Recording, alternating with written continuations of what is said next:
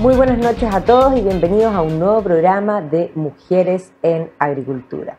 Y hoy día estamos con una tremenda mujer, vamos a conversar de cosas muy entretenidas. Nos acompaña la Maca Letelier, ella es abogada y es directora del Centro de Mediación y Arbitraje de la Cámara de Comercio de Santiago. ¿Cómo estás, Maquita? Muy bien, qué gusto estar contigo, Maida, gracias por la invitación. Es que este programa es muy entretenido porque aquí conversamos de todo, de lo humano y de lo divino, pero siempre partimos por el tema político. Tú ahí desde el mundo gremial, digamos, todo lo que representa la Cámara, para mí el comercio es el motor de la historia. Hoy día debe estar bastante complicado porque como que el andamiaje país o el engranaje de la maquinaria está un poquito con falta de grasa, así como que no está fluyendo como debiera para que todo de alguna manera sea virtuoso y el país florezca. Sí, parece que está medio empantanado esta tierra que uno quisiera que fuera más fértil para el desarrollo de la innovación, de los emprendimientos, pero sí está fértil para que se eleve la conflictividad. ¿Y por qué está difícil? Y desde la mirada pura del comercio, que es la Cámara de Comercio, paraguas de donde está mi centro de arbitraje, mi centro porque lo tengo en el corazón, es de todo, y ese es el gran valor que tiene, es que la falta de seguridad afecta al comercio. Nosotros incluso estamos alojados en un lugar ahí en Las Tarrias que fue, pero de los primeros dañados con el estallido social. Quemaron 3 pisos, rompieron, y hemos visto cómo los locatarios del sector han tenido que, con mucho sacrificio, reinventarse. Pero la falta de seguridad sigue estando, ¿cierto? Y la informalidad del comercio también. Y eso, unido a la inflación, a la guerra, a todos estos efectos que hoy día no ayudan a que el país siga avanzando, sino que estamos bien estancados desde distintas miradas económica, social, geopolítica en el mundo, hace que aumente el nivel de conflictividad y la incerteza para las personas. Y yo creo que ahí está el desafío de nosotros como gremio, apoyar la resolución de conflictos, un acceso a la justicia y desde el gremio este puente válido entre lo público y lo privado. La sociedad civil es súper importante.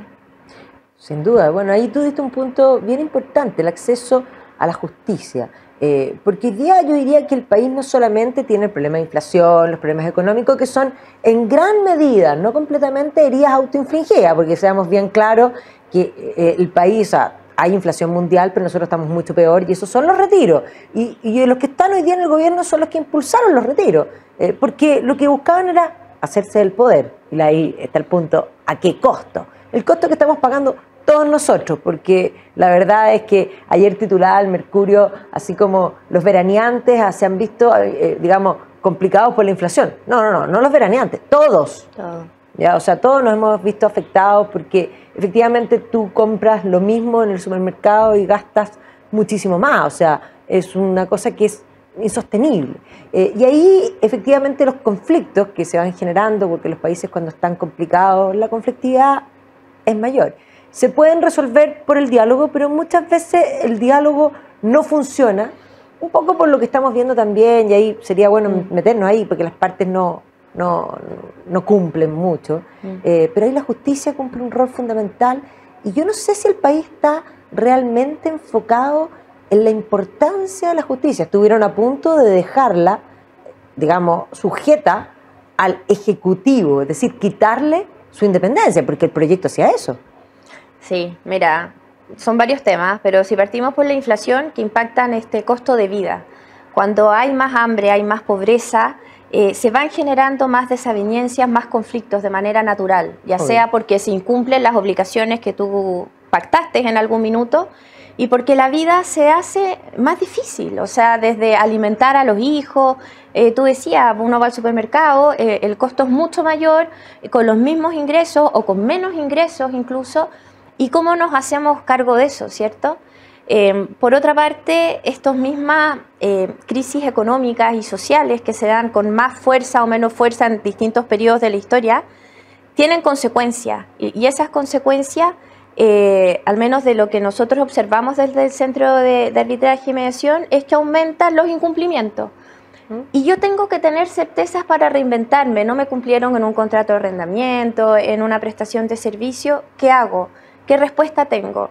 Y al no funcionar un sistema de justicia como se debiera, esa incerteza es un pésimo aliado al final, un gran enemigo para seguir adelante y decir, bueno, entonces hago esto, porque tengo claridad de las cosas. Y hoy día vemos incerteza en muchos ámbitos, en el tema de salud, o sea, qué va a pasar con las ISAPRE. Podríamos hablar eternamente de las incertezas que hoy día afectan. Pero ¿cómo vamos resolviendo los conflictos que nacen de la incerteza? Tú hablabas del diálogo. El diálogo es una tremenda puerta de entrada, pero el diálogo no se basta a sí mismo. Yo puedo llegar a un acuerdo, pero tengo que hacerle seguimiento al acuerdo. No solo el papel que firmamos, sino que cumplir ese acuerdo. ¿Y por qué? Porque ahí yo voy construyendo, más da las confianza. Y Chile es un país que se destaca por el alto nivel de desconfianza en las instituciones. Y las instituciones las formamos personas. Instituciones en el sector público, en el sector privado, en el sector gremial.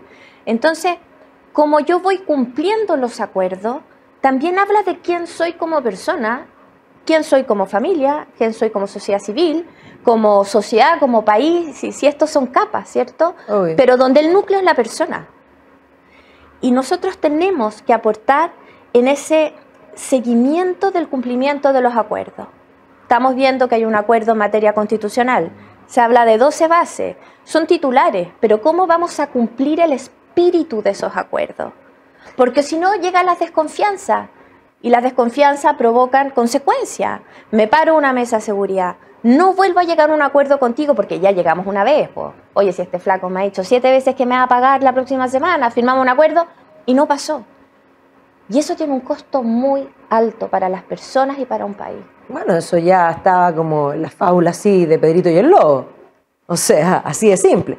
Pero aquí me voy al acuerdo, al gran acuerdo país que hoy día nos complica porque efectivamente estamos como una especie de déjà vu, vamos a entrar en una especie de nueva convención que no es lo mismo porque hay expertos, pero no sabemos, no definimos expertos aún y por lo tanto hay algunos que dicen que expertos son, no sé, dirigentes sindicales, por ejemplo, y a mí me parece que el mínimo para hacer una constitución es que sean abogados constitucionalistas de gran trayectoria y para que sean de gran trayectoria tienen que tener sus buenos años en el cuerpo porque de lo contrario es imposible que sean expertos.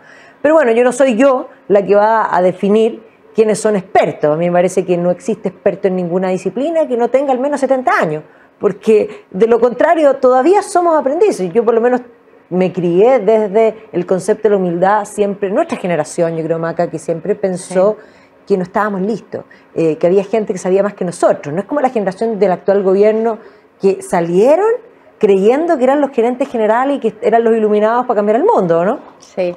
Mira, tú lees mucho más que yo, pero quiero traer a colación la entrevista al expresidente Ricardo Lagos, en La Tercera, el fin de semana, y él hablaba de la importancia de la experiencia. Él dice, yo llegué a ser presidente después de ser ministro de Obras Públicas, después de ser ministro de algo más, porque había sido de 2, ahora no me recuerdo.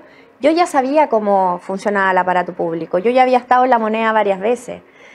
Y hablaba de la humildad también. Pero por supuesto. Entonces, diste en 2 puntos, la experiencia y la humildad. Porque aunque la persona también tenga mucha experiencia, siempre se va a destacar en la medida que la humildad no lo abandone.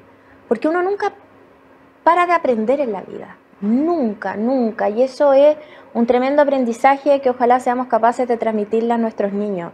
Esa soberbia nos deja ciegos. Entonces, el reconocer los errores es un tremendo paso. Lo que pasa es que cuando lideras al país, no me puedo pasar pidiendo perdón todo el día. O sea, yo le digo a uno de mis niños, no, mamá, es que era broma, era broma. Ya bueno, cuando me vas a hablar en serio, si al final uno no puede decir, me equivoqué, oye, perdona, está perfecto pedir perdón, pero yo no me puedo pasar pidiendo perdón porque no me puedo pasar cometiendo errores cuando hay confianza de un país entero en tu liderazgo. Si ese es el tema al final. Y no solo eso, no solo confianza, hay una responsabilidad. Absoluta. Y ahí lo importante es que dicen por ahí que el primer acto de corrupción es aceptar un cargo para el que no estás preparado. Pero si volvemos a la humildad, yo me puedo asesorar bien también. O sea, yo estoy de acuerdo contigo, pero vámonos a la realidad. Sí. Estamos. Y yo creo que parte de las capacidades de un líder es saber asesorarte. De acuerdo. Y a veces hay miedo de que tus asesores tengan mucha más experiencia y años que tú Yo no sé, un poco la formación, tú decías, nuestra generación nunca se ha sentido como completamente preparada, uno siempre quiere seguir estudiando, pidiendo consejo, un poco también esa deferencia hacia el adulto, hacia el adulto mayor. Yo decía, ojalá uno tuviera, yo soy discípula de doña Olga Feliú, me siento discípula de José Luis Sea, me marcaron mucho los profesores y por eso para mí es un bálsamo de vida cuando hago clases, porque si llego a impactar en un porcentaje así de lo que a mí me impactaron en mi vida algunos profesores, me doy por pagar. Y eso en el rol de profesora y de mamá. ¿Sabéis qué? A mí todavía como que se me paran los pelos. Cuando me dicen profesora, le pregunto, yo como, ¡uy, qué miedo, qué responsabilidad! Me dijo profesora.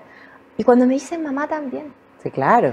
Entonces, yo creo que la experiencia, la humildad, la generosidad con lo que tú sabes y con empatizar con los otros, poner el interés general sobre el particular.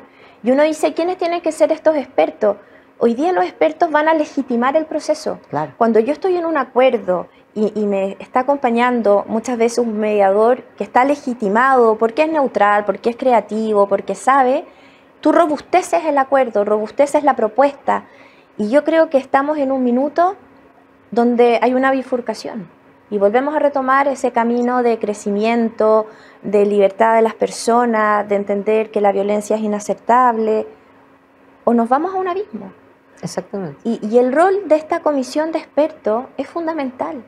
Y de la comisión que vea el cumplimiento de este rayado de cancha también. Porque no todo es prístino. Se tiene que respetar el derecho de propiedad, pero eso tiene 1000 derivadas. Entonces tenemos que interpretar lo que se proponga. De nuevo, personas legitimadas, con conocimiento, con experiencia, que le den un valor a lo que se resuelva. Porque si no, siempre va a quedar la duda, va a querer impugnarse, y el conflicto escala, y ¿quién pierde acá? Un país entero. No, por supuesto, además que tú lo que planteaste es que los acuerdos son una cosa, es uno de los caminos, pero por algo existe el arbitraje, la mediación, y por algo existe también la justicia, precisamente porque humanamente en la vida y en momentos de conflictividad como la que estamos viviendo, eso es peor todavía, hay partes que no cumplen los acuerdos. Sí. Muchos vieron que el acuerdo actual está firmado por un lado, una parte que sabemos que probablemente no va a cumplir o que no va a querer cumplir porque una vez que se firmó el acuerdo, a la semana, ni en esa semana ya estaban cuestionando. Entonces, pero además porque su historia demuestra que ellos tienen un norte y ese es el único norte y que en realidad ellos no quieren una nueva constitución, ellos quieren su constitución. Entonces, eso hace mucho más complejo porque, está bien, yo puedo querer que sea totalmente, voy a inventar, pero por decir algo, totalmente amarillo y el otro lo quiere rojo y él probablemente va a tener que llegar a un naranja. Pero si uno dice, no quiero que le pongas nada de rojo y que sea totalmente amarillo, es imposible que se lleguen a acuerdo. Entonces, ese es el temor país. El punto es cuándo el país aguanta de seguir en esta incertidumbre en la que estamos desde el 2019. Sí, es mucho tiempo. Y de nuevo volviendo a cuál debiera ser, o uno sugeriría que fuera el perfil de estos expertos y también de esta como custodia de la admisibilidad de las propuestas, también tiene que haber una capacidad de un liderazgo. No sé si a ti te pasa que hoy día esta escasez de liderazgo, esta atomización del poder en general, también las formas cambiaron, pero uno esperaría que, mira, en los procesos de negociación hay una caricatura. Puede ser un Rambo, puede ser un Bambi. Quisiéramos un Rambi, ¿cierto? Porque al final tampoco poner ese pie encima o el que no va a cumplir o el que va a poner el interés individual sobre el general, pero tampoco el decir a todo que sí, ¿cierto? Entonces, no es fácil los procesos de negociación, no son fáciles, no. Pero es muy importante cómo tú te comportas durante el proceso, en la firma del acuerdo y en el cumplimiento del acuerdo. Porque tú vas dejando historia de quién eres al final. Sí, claro. Y el problema asociado a eso es que no tenemos tan buena memoria. Entonces, volvemos a sentarnos a tratar de llegar a un acuerdo con quienes no lo cumplieron. Bueno, es que ese es mi punto. Porque y ese es tu punto, yo lo veo ahí. Mi punto es que hoy día nosotros tenemos dentro del gobierno el sector que no son democráticos, que se visten de democracia, pero que en realidad nunca lo han sido. O sea, me refiero al Partido Comunista y a gran parte del Frente Amplio, que son comunistas con pantalones cortos, como dicen por ahí, porque en realidad creen en lo mismo. Pero ellos no son democráticos. Y históricamente, si uno mira, yo vengo desde la historia, tú sabes que yo me dedico a la larga duración, el mundo del comunismo nunca ha cumplido acuerdos, ha usado la democracia para poder hacerse del poder total y básicamente decretar. Entendamos que si tú te vas, no sé, a Corea del Norte, por ejemplo, Kim Jong-un estableció que ahí no hubo COVID, no hay ni un caso de COVID en Corea del Norte. ¿Tú crees que eso puede ser real? Obvio que no. O Maduro cambió la Navidad por decreto. Hay uso y hay abuso, por supuesto, de la democracia. No hay equilibrio de poderes. Los check and balance, me acuerdo que tengo aquí la clase de José Luis Sea, te juro. El equilibrio de poderes es muy importante. Y por eso, cuando hablamos del Poder Judicial, y tú te referiste hace unos minutos, trataron de dejarlo como un sistemita de justicia ahí. El Poder Judicial tiene una importancia única en una democracia, es un pilar. El sistema de acceso a la justicia, a mí me habla de como el sistema inmunológico de una persona. Cuando no me funciona, me puedo enfermar todo el rato. Entonces, ¿cuáles serían los remedios?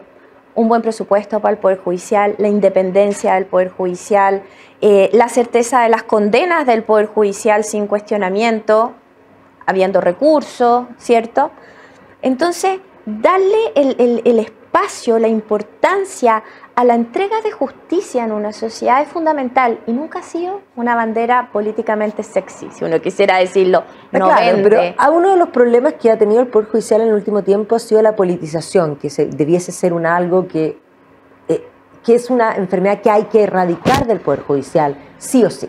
Estábamos hablando de que frente a los indultos, por ejemplo, se quiebra la mesa de seguridad porque evidentemente es lógico, como tú decías, que las acciones tienen consecuencias.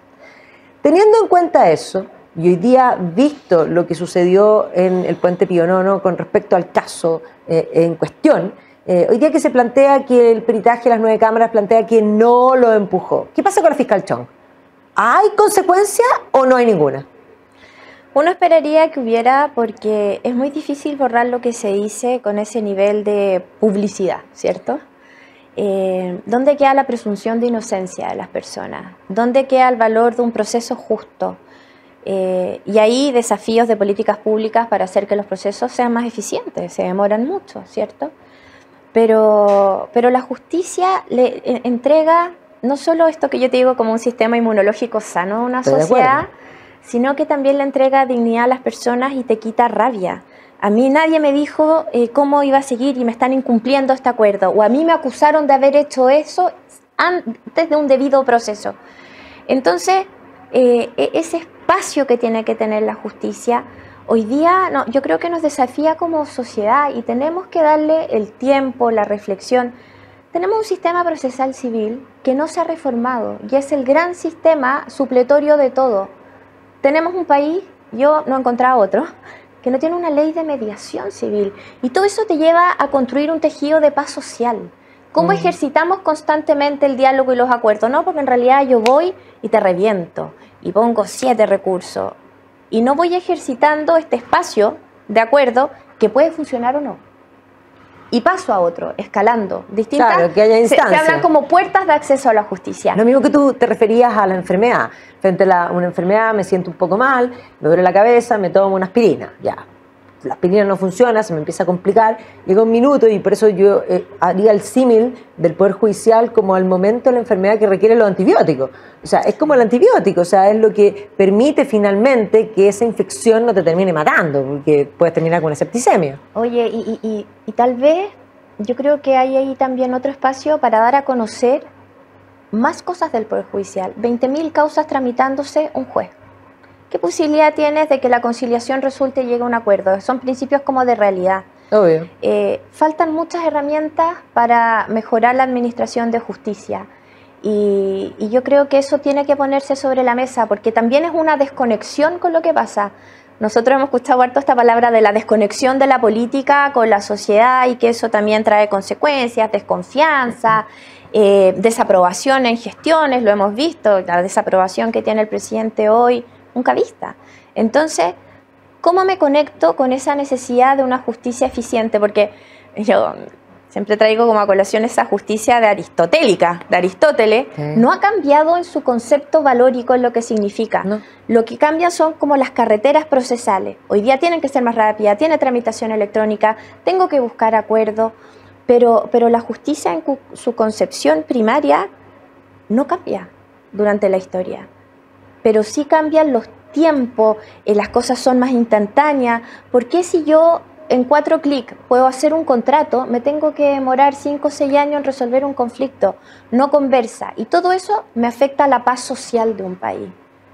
Entonces me encanta este espacio y yo te lo agradezco tanto porque hablar de las necesidades del sistema de administración de justicia, yo creo que hoy día es fundamental. Porque uno le echa la culpa, no, mira, no hubo acuerdo en la designación del fiscal, el Ministerio Público, la Defensoría, la PDI, pero hay una capa allá arriba que es el Poder Judicial y que necesita herramientas. Hay un ecosistema. ¿Viste la estadística del aumento de homicidio? Tremendo. Es tremendo, no, un 32% de un año a otro. No, y hoy día aparecía también cuánto han escalado los secuestros. Los secuestros. Que es una y cosa el impacto de la inmigración ahí, otro tremendo tema. Más detenidos por ese delito inmigrantes que chilenos. Hoy día se está viendo en el Congreso también la ley por los temas son proyectos de ley de la agenda seguridad, pero es muy importante todo lo que es el narcotráfico, los crímenes organizados. Se veía el proyecto de crimen organizado, cómo doto de mejor manera a las policías para las intervenciones telefónicas, para los agentes ocultos que se llaman, y para el tema del narcotráfico se veían esos 2 proyectos hoy día en distintos trámites. Uno estaba ya en tercer trámite, así que si hoy día le iba bien podía salir, respecto al seguimiento del patrimonio de las organizaciones de narcotráfico, que es la herramienta que se ha utilizado en el mundo para hacerlo. Vimos que salió la ley de infraestructura crítica, cómo voy a dotar para que las Fuerzas Armadas estén de manera más permanente en ese control de la inmigración ilegal, y son temas que hoy día convocan, pero que ideológicamente al final se van haciendo zancadillas, ¿cierto? Porque si vemos votaciones anteriores de autoridades que hoy día están en el poder, esto no era. No, ¿se acuerdan que querían eliminar los estados de excepción? Ellos habían votado en contra de todo, la infraestructura crítica también, los estados de excepción. Todas, el robo de madera, en fin, todas las cosas votaban en contra. ¿Por qué? Y ahí viene el gran punto, y ahí vuelvo a lo que te planteaba. El problema ha sido la politización. ¿En qué sentido? Que hay un sector ideológico que se ha servido en gran medida del crimen. ¿Por qué defenderlos de lo contrario? Entonces, ahí, en el camino del dinero, sería interesante ver qué va apareciendo, porque probablemente se van a destapar más de alguna olla. Ahora, yo lo estoy diciendo no porque esté acusando a nadie, simplemente como historiadora ha sido siempre así. Y por lo tanto, lo preocupante es que la política, con tal de lograr el poder, esté dispuesta incluso a lo que no se debiera nunca estar dispuesto. O sea, Maquiavelo constató algo de la política. Suele ser que la política y la moral terminan separándose. Y ese es el gran problema que tenemos hoy día. Recomendar El Príncipe, ¿cierto? De Maquiavelo. Más que recomendar El Príncipe constata vuelve una y otra vez. Maquiavelo dijo algo que siempre venía de antes. O sea, si uno mira, por ejemplo, no sé, Maquiavelo escribe en la época, podemos situarlo en el Renacimiento, pero ya en el siglo, de los siglos anteriores, un Felipe el Bello de Francia era un maquiavélico antes que Maquiavelo escribiese. Entonces, y ahí para atrás hay mucho. Entonces, que sean hoy día maquiavélicos, es decir, el fin justifica los medios. Eso es. El fin no justifica los medios. Medios malos no te llevan jamás al bien. Y la ideología no puede ganarle al interés general ni a esa persecución del bien común al final, del bien común. Mira, de nuevo me acuerdo las clases de SEA. Bueno, por supuesto, pero ahí tú diste un clavo muy importante al comienzo. Tú hablaste, y un poco yo te di la pasada, y tú tomaste el punto de la humildad. ¿Y por qué la humildad es tan importante? Porque solo cuando hay humildad, hay amor. Y si no hay amor, el amor implica, el amor no es un amor solo propio, el amor implica, la humildad implica poder salir de uno hacia el otro. Y si tú no sales hacia el otro, no hay bien común. En la soberbia no hay nada. Y ese es el gran drama del gobierno, a mi juicio. Y muchas veces el exceso de ideología te lleva a ser, siempre me voy como a los ejemplos en la justicia, juez en su propia causa. Por supuesto. Mi causa me gana a lo que requiere el país en un minuto, a lo que el principio de realidad en materia de seguridad me está diciendo que hay que hacer, y me va ganando la ideología. Entonces, por eso me pasó hace unos meses escribir acerca del rol de estos árbitros respecto a la custodia del acuerdo, ¿cierto? Y es difícil que no sean juristas, que interpreten, ni que sean políticos, por ejemplo, porque también la ideología, más allá del sector, te hace ser juez en tu propia causa, porque tú ya tienes definida una postura. Y cualquier juez que tiene que ser imparcial y tiene que ponderar los hechos que le presentan las partes, no puede partir con una idea preconcebida. Entonces, si yo como autoridad me gana esa ideología arraigada que no pone ese interés general, no lo voy a hacer bien, no voy a aportar al bien común. Me estoy desconectando con las necesidades concretas de un país determinado, voy a improvisar, voy a cometer errores. Y la humildad ahí tiene un tremendo espacio. Bueno, por supuesto, o sea, si nosotros nos vamos hoy día a la acusación constitucional del ministro Jackson, que es un punto, claro, hoy día aparecían algunas voces políticas que decían sería traición. A ver, momento, esto no es una acusación, es una herramienta importante y en este caso es, ¿hay méritos o no hay méritos? ¿Es real lo que lo están acusando? Porque es algo concreto y específico respecto al Ministerio de Desarrollo Social, donde hay una parte... En la implementación del servicio de la niñez. Exactamente, pero está, en el fondo ahí viene el punto, ¿amerita o no la acusación?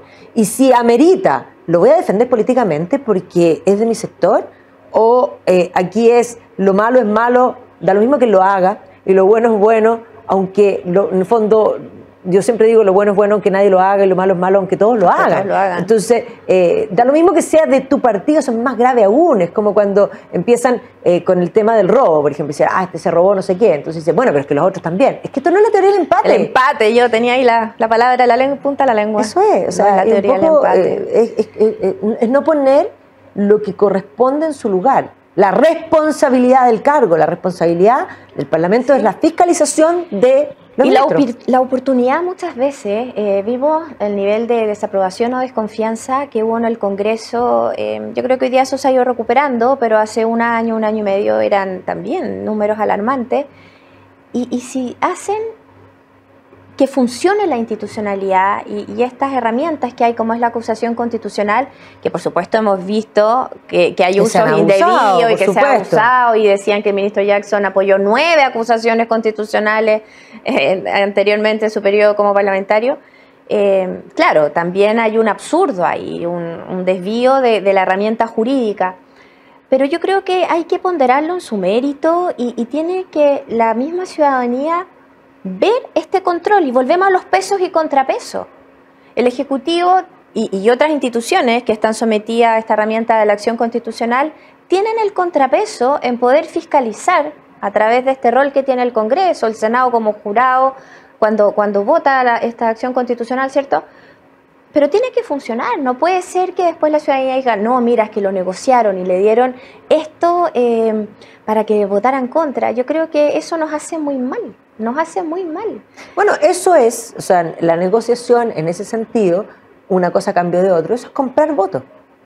Porque no todo el pago es pecuniario. O es hipotecar confianza, si lo vemos desde el otro lado de la moneda. Lo es, por supuesto. Y eso es lo que nos tiene muchas veces desconectados y con desconfianza.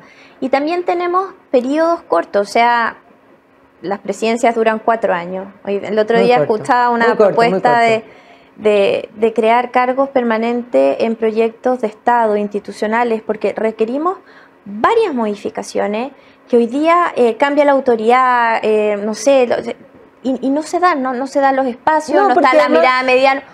¿Y por qué gana el populismo? No, por eso, porque al final los gobiernos están preocupados en hacer cosas durante su gobierno, y los proyectos de largo plazo que requieren una visión de estadista no las hace ninguno porque no quiere que al siguiente, básicamente en rigor, corte la cinta. Pero absolutamente, la reforma procesal civil, que uno ahí de mis bastiones, lleva más de 14 años. El año pasado se ingresó la indicación con muchos requerimientos que hubo, con un informe financiero, ahí está. durmiendo. Bueno, y la pensión hizo lo mismo. Pues, ahí entonces está. uno dice, pero eso es estructural. Por supuesto. Es estructural y yo le reconozco funciones al Estado primordiales que son privativas, como es tener sistemas de acceso a la justicia administrados de manera eficiente, transparente, incorporando esas carreteras tecnológicas para llegar a esa justicia que no ha cambiado, ¿cierto? Pero ahí sigue. Y no nos damos cuenta del impacto negativo en un ecosistema donde tengo que cumplir obligaciones, preocuparme de que haya emprendimiento, de que las personas sientan que hay certezas para avanzar, sobre todo en minutos de crisis. Y hoy día estamos viviendo no solo una crisis económica, social, geopolítica, hay riesgos en temas tecnológicos, los ataques, tenemos que reforzar la ciberseguridad. Hay muchos aspectos que escapan solo a la realidad de un país y pasan a ser globales, ¿cierto? Por supuesto. Y nosotros también tenemos que mirar cuáles han sido las soluciones cuando han funcionado en otras partes. Yo creo que este año hay varios desafíos que tenemos que estar pendientes en América Latina, nuestros vecinos, el primer año de Lula, el primer año de Petro. ¿Qué va a pasar? Seguimos con dictaduras en Nicaragua, en Venezuela. ¿Hacia dónde vamos? O sea, somos una región que hoy día lamentablemente se destaca por esta poca estabilidad geopolítica y de administración del Estado al final, de cuidar la democracia. Y Chile, que en algún minuto se destacó por cosas distintas, se está mimetizando. Entonces, tenemos desafíos interesantes, pero tenemos que hacerlos con humildad, cultivando la confianza, poniendo el interés general, buscando el bien común y aprendiendo los errores. No, y por supuesto esto de agilizar la administración es tremendamente importante. Por ahí hace años atrás un presidente del FMI se mandó una frase genial, porque Latinoamérica negoció para tratar de conseguir algo del FMI en conjunto. Y entonces se presentaron como nosotros que somos subdesarrollados. Y él lo escuchó atentamente y después dijo, no, Latinoamérica no es subdesarrollado, es inmensamente rico, es subadministrado. Absolutamente. Y ciertamente las riquezas, si tú miras Argentina no debiese ser un país pobre, porque no lo es. Sin embargo, los gobiernos que lo han hecho mal, es el ejemplo de hacerlo mal. Mi padre era argentino y sufría por su país, porque vio el deterioro. Mi papá nació en una época de gloria y de pronto eso fue bajando, y hoy día, no sé, yo veo a mis tíos, a mis primos, viviendo en un país que es inmensamente, o sea, un país rico, pero con una población inmensamente pobre. Sí, es bien increíble y yo creo que ahí, ¿qué hacemos, cierto? Y hay que hacer. Yo soy una fanática de los que hacen cosas. Sí, por Uno supuesto. se puede equivocar y yo trato de inculcar también en mi casa el hacer, el ayudar, el opinar, el reflexionar, el no permanecer en esa comodidad. Y los órganos, la organización intermedia de la sociedad cumple un rol súper importante, la academia, los gremios, las organizaciones civiles en general, que están entre esa persona, que es lo primordial al final cuando uno piensa en qué tengo que hacer para mejorar la vida de las personas y el Estado. Y esas organizaciones civiles intermedias sí, hoy día están más desafiadas que nunca. Yo lo veo desde el gremio, cómo cada vez se afilian más personas, porque en minutos de crisis se busca la colaboración, el hacer fuerza, que la seguridad en el comercio, la resolución de conflictos, cómo impulsamos la innovación, la tecnología, y al final yo creo que ese es el gran llamado.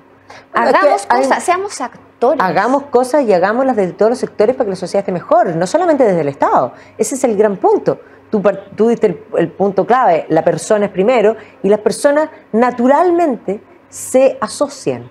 Y eso es la sociedad intermedia y ese es el tejido natural. Que parte por la familia. Que parte por la familia. El Estado es una ficción, en el sentido de que es una creación que está bien, es necesaria, pero es necesario que todos esos puntos intermedios funcionen y que fluyan, porque uno de los problemas es cuando el Estado pone trabas para impedir que eso fluya naturalmente.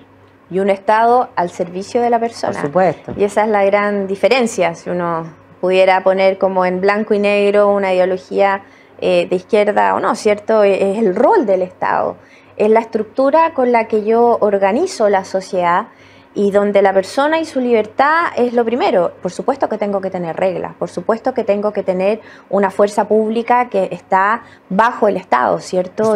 Son acuerdos básicos, son parte del contrato social al final. Del Estado. Es la razón del Estado, pero tengo que tener y desarrollar todas las condiciones necesarias para que ese bien común esté presente en el día a día de las personas.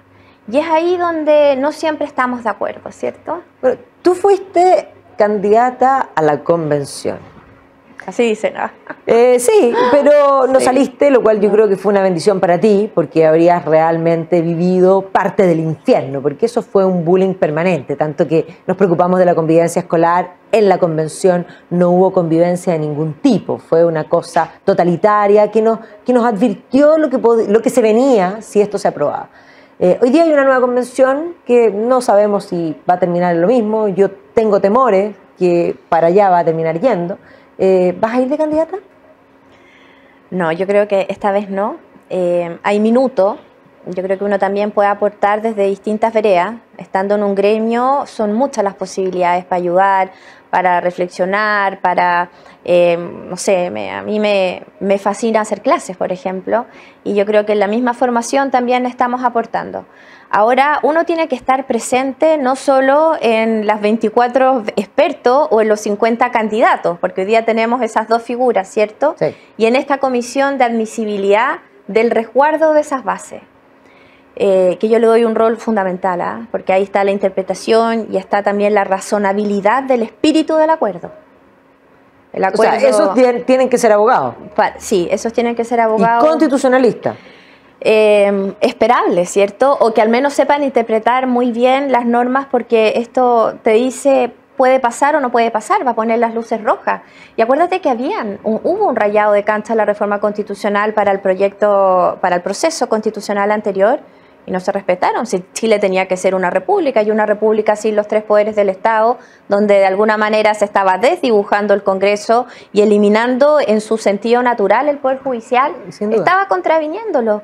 Pero ese desorden que hubo, esos intereses particulares y esa ideología que le ganó al interés general, tuvo números en septiembre. Y me encantó, alguien por ahí escribió también, somos más de septiembre que de octubre hoy día, ¿cierto? No somos octubristas, somos septiembristas, ¿cómo se diría? Y eso es lo que hay que conectar, y con eso hay que avanzar. Y este proceso, si bien es natural que despierte muchas inquietudes, porque nosotros somos también objeto de nuestras propias experiencias, y eso yo creo que es bien medular cuando uno despierta en historia, ¿cierto? O sea, el hombre debiera ir aprendiendo de lo que pasa, no siempre, ojalá fuera así, en una mayor medida. En tanto tenga conciencia de las cosas que han pasado. Pero por eso ahora tiene que haber una legitimidad mayor en esos expertos, en quienes sean electos. Tiene que haber capacidades, tiene que haber experiencia, tiene que haber liderazgo, porque si bien hoy día la Constitución, yo soy una convencida que no es una de las prioridades de la persona común y corriente, de las necesidades que hoy día hay, de esta alza de costos en la vida, de la protección al medio ambiente, de trabajar una cohesión social. La seguridad. La seguridad es lo primero, o sea, eso es lo primero. Es un proceso que hay que cerrar. Yo creo que hay que cerrarlo. Eso no condiciona a que tengamos un nuevo texto, o sea, habrá que ver qué sale, pero tiene que haber una responsabilidad absoluta en lo que se escriba, porque ya se habló en septiembre. El 4 de septiembre hubo un resultado que no se puede desconocer, y eso está recogido de alguna manera en estos 12 puntos, y esos 12 puntos hay que cuidarlos, porque no se cuidó la lógica en el proceso anterior. Ganaron los desencuentros, la cancelación, y ahí hubo una ganancia, yo creo, de individualismos mal entendidos en lo que es un proceso constituyente. Hubo un constitucionalismo populista. Sin duda. Y eso tiene una vida muy corta. Y tiene un costo muy alto en una sociedad. Y fue interpretar que la mayoría circunstancial que se puede dar en una elección tiene el derecho, por ser mayoría, de hacer lo que quiera. Y eso no es la democracia. No, eso no es la democracia. Y eso, al final, habla tan mal de quienes están en situación de la toma de decisiones. Y yo creo que uno no puede perder nunca eso de la vista, porque al final hay un daño para la sociedad en general, para las generaciones que vienen. Uno de alguna manera está mostrando cómo se actúa cuando está en un hemiciclo en el Congreso, cuando tiene el rol de juez para tomar una decisión en dos partes que están en conflicto. Y uno tiene que mostrar cosas buenas, cosas razonables, cosas que conecten con las necesidades. Y eso no es lo que hemos estado viendo los últimos tiempos. Y eso es precisamente lo que condena al gobierno actual, en el sentido de que la preocupación ciudadana más importante hoy es la seguridad. Y cuando ellos estuvieron en el Parlamento, todo lo que hicieron fue precisamente en la línea contraria. Entonces hablábamos de Pedrito y el Lobo. Pedrito y el Lobo, de pronto cuidando las ovejas, llamó el lobo, y todos vinieron porque estaban preocupados y no era el lobo. Y luego de nuevo, y llega un minuto en que la gente, aun cuando llegó el lobo de verdad, él gritó y nadie vino. Entonces ahí está lo que tú hablabas, la pérdida de confianza, la credibilidad que se manifiesta no solamente en tus dichos, porque tú puedes decir, en el fondo, es más, vamos a hablar de lo somático y el lenguaje. Si yo te digo, estoy muy feliz, ¿tú me crees? No, el lenguaje corporal... Bueno, es lo mismo, es lo mismo. El decir y el hacer deben condecir. De lo contrario, las confianzas se quiebran. Y yo no te vuelvo a creer, y eso es súper importante cuando uno habla de la teoría de la negociación, de las herramientas de negociación, el lenguaje corporal es muy importante. Por supuesto. Así como es importante cumplir lo que vas acordando, pedir perdón. Los sentimientos son muy importantes en los procesos de negociación, la empatía con el otro. Ahí hay pero un sinfín de herramientas que uno debiera poner en la práctica. Y una muy importante para los tiempos que corre es ser firme con tus principios y flexible en tus posiciones. Pero yo mis principios no los voy a transar. Pero sí puedo ir cediendo en posiciones porque tengo que encontrar puntos de acuerdo. Tengo que ver cuál es mi interés real. Naranja. Y muchas veces hay una postura, porque yo represento esto, pero los intereses tienen similitudes entre posiciones distintas. Y ahí es importante encontrarlos. Y para eso tienes que tener personas legitimadas, con conocimiento, de nuevo, que puedan ir construyendo esos acuerdos en un proceso constituyente. Personas respetadas que puedan ir diciendo se está pasando el límite de las 12 bases de acuerdo o está faltando, porque también puede haber omisiones, no solo propuestas que transgredan los 12 puntos, sino que también omisiones. Sí, pues. Se habla de que tienen que tener un reconocimiento de autonomía constitucional ciertos organismos, y si no los pongo, ¿estoy transgrediendo o estoy faltando? Claro. Entonces, estamos en un minuto donde yo me quedo con la oportunidad. Me quedo con la oportunidad de hacer cosas, pero firme en los principios y en las convicciones. Yo también me quedo con la oportunidad porque creo que en estos años de incertidumbre la ciudadanía ha aprendido muchas cosas. De partida lo que es una constitución, porque yo te aseguro que la mayoría de la gente no tenía ni idea de que lo que hace pensaban que era una especie de varita mágica que les iba a dar todo, y hoy día entienden que no. Pero además se ha roto un discurso hegemónico que se había impuesto, y yo creo que hoy día hay una mayor alerta de parte de la ciudadanía, está ávida de querer aprender, y está atenta. Que eso también es algo que es virtuoso. Yo creo que sí. Vamos a ver qué sucede. Sí, el ser ciudadano, pero de toro y lomo al final. El ser responsable del voto. De ser responsable de tu voto. Ahora se repuso el voto obligatorio. Yo creo que es una buena noticia. Muy buena noticia. Una muy buena noticia, porque también la representatividad tiene que estar legitimada y tenemos que ser actores de nuestro país, exigir, fiscalizar, proponer, alertar y también yo creo que adelantarse a las consecuencias de las cosas. Y eso, de nuevo, me encantó la palabra, los dos conceptos que salieron hoy día de la experiencia con la humildad. La experiencia no tiene que estar lejos de la soberbia. Por supuesto. Y pensar y conectar. Mira, a mí me tocó después del estallido social, formar parte de un consejo de observadores del Chile que queremos, un tremendo grupo, está Ignacio Irarrázaval, en su minuto Rodrigo Delgado, la Mónica Retamal, Juan José Romero. Mira, para mí fue pero un honor estar ahí. Y me hice cargo porque liderábamos diálogo entre las personas, donde la pregunta era ¿qué pasó? ¿Qué nos pasó? ¿Qué podemos hacer? Y me tocó ir a las cárceles.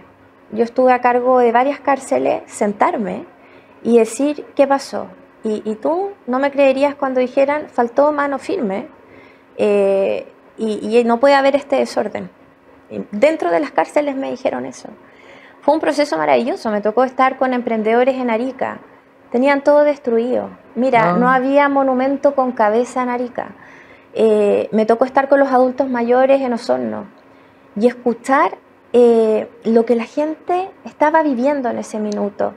El miedo, cómo se iba a controlar la violencia, estaban quemando el país. No me tocó nunca escuchar la palabra necesitamos una nueva constitución, si soy sincera. No. Fueron miles de diálogos. Pero sí me tocó el tener que conectar, el conectar de quien está en la autoridad con esa persona que tiene necesidades, que tiene miedo, que tiene esperanza, la desconexión de esa gran clase media con el poder político, sí, donde claro. Me decían muchos dirigentes, mire, por primera vez en mi familia mis hijos van a la universidad, pero yo no llego a fin de mes. Entonces, había una crítica muy grande, por ejemplo, a cuando en delitos económicos decían, pero les daban clases de ética. Y cuando hay un incumplimiento de los deberes de la autoridad, ¿vamos a acordar algo o vamos a usar las herramientas de acusación constitucional? No es muy distinto a lo que la gente puede percibir como consecuencia. No, mira, incumplieron normas y los mandaron a 2 o 3 clases, eso salió mucho, sí, como rabias. Pero puede ser la misma rabia si no hay consecuencia de los errores de alguien que tiene la responsabilidad cuando es autoridad. Por supuesto. Entonces, es importante escuchar. La escucha activa, tú sabes que es una tremenda herramienta también en los procesos de negociación. Por supuesto. No solo el hablar y no estás escuchando la otra parte. Entonces, somos bien responsables de cómo vamos formando las futuras generaciones, las presentes, aprendiendo de las que tienen más años, pero son ejercicios que nosotros no hacemos de manera constante y que debiéramos ver en distintos espacios de la sociedad. Tenemos que ver un Congreso que dialogue, que sean firmes por quienes yo voté, que representen mis principios, pero que tengan capacidad de llegar a acuerdos, de hacer seguimiento a esos acuerdos y claramente de levantarse de una mesa cuando los acuerdos se están incumpliendo. Si uno yo también tengo como esa deformación de sacar siempre ejemplos de uno como en el rol de mamá, uno está formando y si en tu casa tú también tienes normas y crees que tu hijo hay cosas que se hacen y que no se hacen y cuando no se hacen tiene que haber consecuencias. Por supuesto. Consecuencias porque tú estás representando lo que va a venir después, entonces se va a volver a repetir, entonces da lo mismo que yo diga aquí lo más importante es la seguridad, pero se están indultando al menos 6 personas que tenían prontuario, obviamente que estaban condenados por la justicia, porque la lógica del indulto tiene que ver con lo humanitario, con un resabio histórico, que podemos discutir si tiene que estar o no, yo creo que eso no viene ahora. No. Ahora viene a que se utilizó una prerrogativa que tiene el presidente, sí, pero que políticamente. Viene monárquicamente, políticamente, pero que tiene una lógica humanitaria o porque un delito en un minuto determinado dejó de ser tal en una sociedad y teníamos condenados o delitos menores pero estaba lejos de tener un antecedente o un fundamento de lo que se utilizaron al menos en esos 6 casos conocidos. Entonces eso quiebra confianza y quiebra miradas, donde vamos todos por un objetivo que es detener la delincuencia, que es entender que las personas hoy día tienen una preocupación fundamental que es la seguridad.